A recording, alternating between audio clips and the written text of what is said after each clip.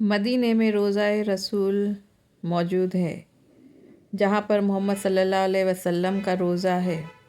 ان کے ساتھ ہی میں ان کے 2 ساتھیوں یا یہ کہہ سکتے ہیں کہ اسلام کے 2 خلیفاؤں کی قبر بھی موجود ہے، جن کو ہم لوگ حضرت ابوبکر صدیق رضی اللہ تعالیٰ عنہ اور حضرت عمر فاروق رضی اللہ تعالیٰ عنہ کے نام سے جانتے ہیں۔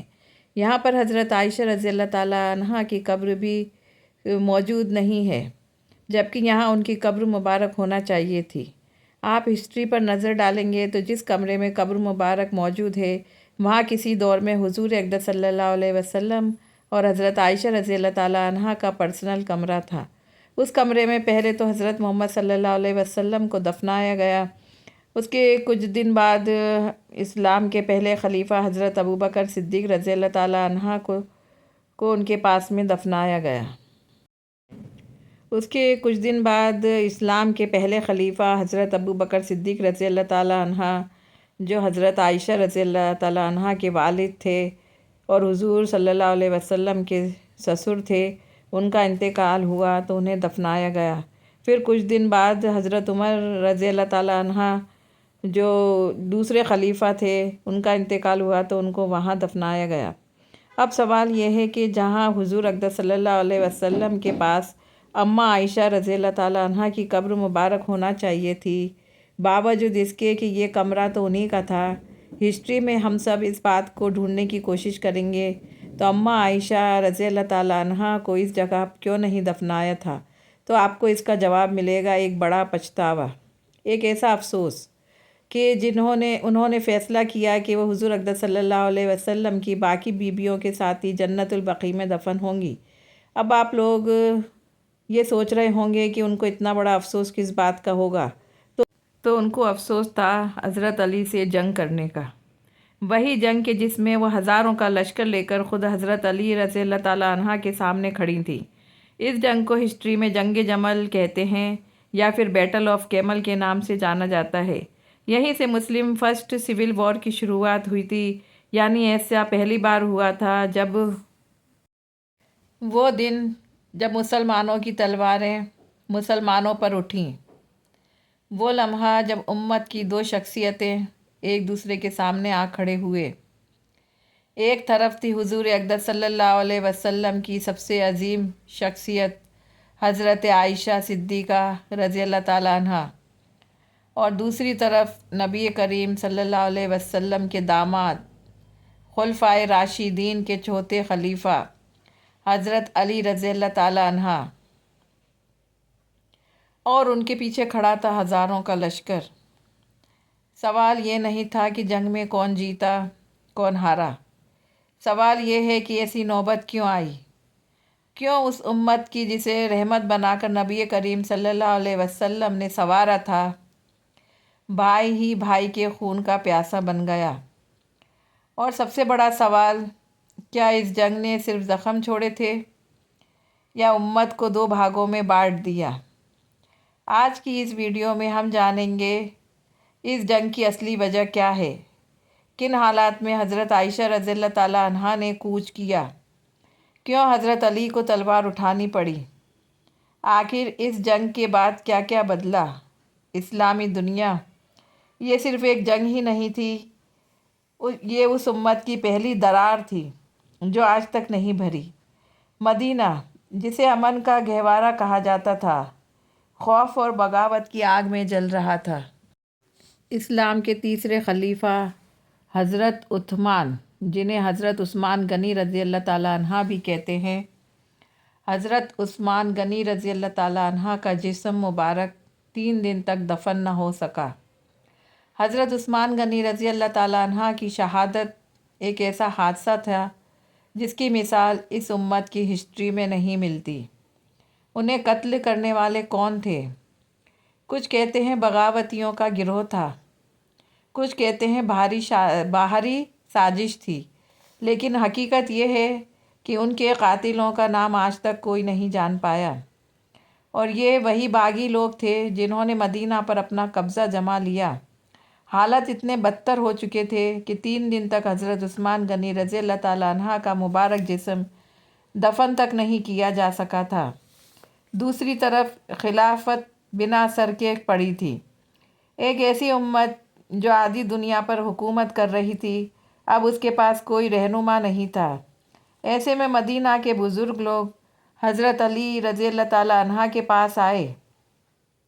انہوں نے درخواست کی کہ یا علی، امت کو آج آپ جیسے لیڈر کی ضرورت ہے۔ آپ خلافت یعنی خلیفہ کی پوسٹ سنبھال لیجئے۔ مگر حضرت علی رضی اللہ تعالیٰ عنہ کا دل بہت دکھا ہوا تھا۔ انہوں نے فوراً انکار کر دیا۔ جب تم لوگ حالت سنبھال نہیں سکتے تو میں کیسے امیر بن جاؤں؟ میں وزیر ہی بنوں گا، امیر نہیں۔ انہیں پتہ تھا کہ جو بھی اب خلیفہ بنے گا اس پر انگلیاں اٹھیں گی، الزام لگیں گے، اور شاید وہ بھی قربانی دے گا۔ اس کے بعد لوگ طلحہ رضی اللہ تعالیٰ عنہ کے پاس گئے۔ انہوں نے بھی یہ ذمہ داری لینے سے انکار کر دیا۔ آخر کار سب کی نظریں ایک ہی چہرے پر جا ٹکیں، یعنی حضرت علی رضی اللہ تعالیٰ عنہ پر۔ یا علی، آپ سے بہتر کون ہے جو اس ٹوٹتی ہوئی امت کو پھر سے جوڑ سکے؟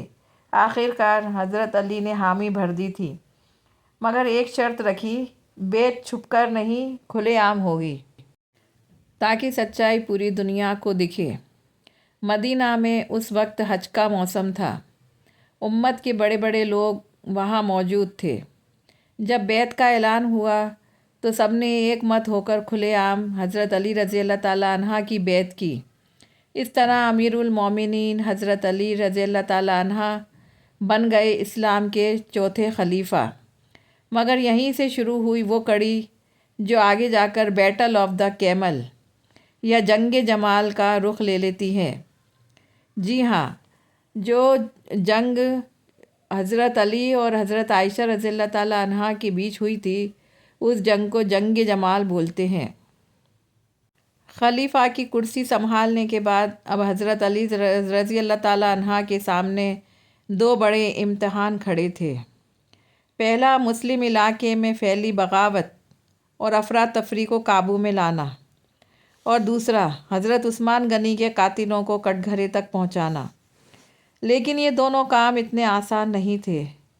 حالات اتنے خراب ہو چکے تھے کہ مدینہ کی گلیوں میں بغاوت کا سایہ منڈرا رہا تھا۔ حضرت علی نے سب سے پہلے سب سے بولڈ قدم اٹھایا۔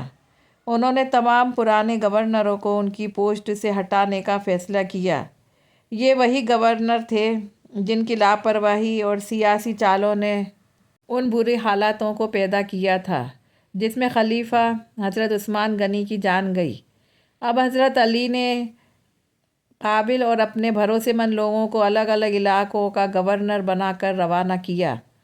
مگر جب شام یعنی آج کا سیریا، وہاں کے گورنر حضرت امیر معاویہ رضی اللہ تعالیٰ عنہ کو ہٹا کر سہیل بن حنیف کو بھیجا گیا تو معاملہ الجھ گیا۔ حضرت معاویہ نے ایک گورنر کو تبوک کے علاقے میں ہی روک دیا اور صاف کہہ دیا، اگر تم خلیفہ عثمان کے حکم سے آئے ہو تو آگے بڑھو، اور اگر تم کسی اور کے حکم سے آئے ہو تو واپس لوٹ جاؤ۔ معاملہ یہی نہیں رکا۔ حضرت معاویہ نے منگوایا مدینے سے حضرت عثمان غنی رضی اللہ تعالیٰ عنہ کا خون سے سنا ہوا کرتا اور ان کی بیوی کی کٹی ہوئی انگلی جو انہیں بچانے میں زخمی ہوئی تھی۔ پھر ان دونوں چیزوں کو لے کر انہوں نے شام میں ایسی تقریریں شروع کی کہ لوگ بدلے کے جنون میں ڈوبنے لگے۔ اب شام کے اندر انتقام انتقام کی آوازیں گونجنے لگیں۔ لوگ حضرت عثمان غنی کے قاتلوں کو سزا دینے کی مانگ کرنے لگے۔ اس کے بعد جو شخص جن کو حضرت علی رضی اللہ تعالیٰ عنہ نے پرسنلی حضرت معاویہ کی بیعت لینے کے لیے جو آدمی بھیجا تھا، جب وہ مدینہ کے علاقے سے واپس آیا تو ان کے پاس ایک خط تھا۔ حضرت علی رضی اللہ تعالیٰ عنہ نے اس آدمی سے پوچھا کہ تم نے وہاں کیا دیکھا؟ تو انہوں نے جواب دیا کہ شام کے اندر 50-60 ہزار آدمی ہیں جو بدلہ لینے کے لیے تیار بیٹھے ہیں۔ اب حضرت علی رضی اللہ تعالیٰ عنہ سمجھ گئے کہ معاملہ کچھ اور ہی ہے، تو حضرت علی نے سمجھا کہ اب حضرت معاویہ سے آسانی سے بیعت لینے کی بجائے زبردستی بیعت لینا پڑے گی۔ معاملہ یہ تھا کہ حضرت امیر معاویہ جو شام کے گورنر تھے، حضرت عثمان غنی کے قاتلوں کو سزا دینے کی مانگ کر رہے تھے۔ دوسری طرف حضرت علی کا کہنا تھا کہ ابھی مدینے کے حالات بہت خراب ہیں، پہلے حالات ٹھیک کیے جائیں، پھر کورٹ کے انڈر میں کیس چلے گا، پھر قاتلوں کو سزا دی جائے گی، کیونکہ ابھی تو ہمیں پتہ بھی نہیں ہے کہ حضرت عثمان غنی کے قاتل کون ہیں۔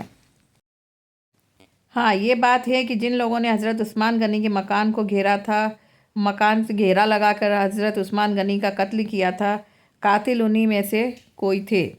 ایسے ہی جلد بازی میں کسی پر بھی ہاتھ ڈال دیا جاتا تو یہ باغی لوگ آگے کیا کرتے، یہ بتانے کی ضرورت نہیں ہے، کیونکہ انہی باغیوں نے حضرت عثمان غنی کا قتل کر دیا تھا تو وہ کچھ بھی کر سکتے تھے۔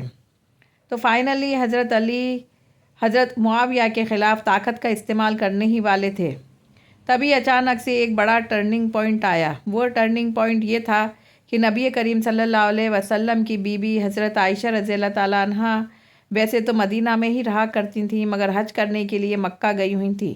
جب وہ حج کر کے مکہ سے لوٹ رہی تھیں، وہ مدینہ واپس آ رہی تھیں، تو انہیں خبر ملی کہ جو بغاوت چل رہی تھی ان لوگوں نے حضرت عثمان غنی یعنی اسلام کے تیسرے خلیفہ کو شہید کر ڈالا، اور مدینہ کے حالات حد سے زیادہ خراب ہیں۔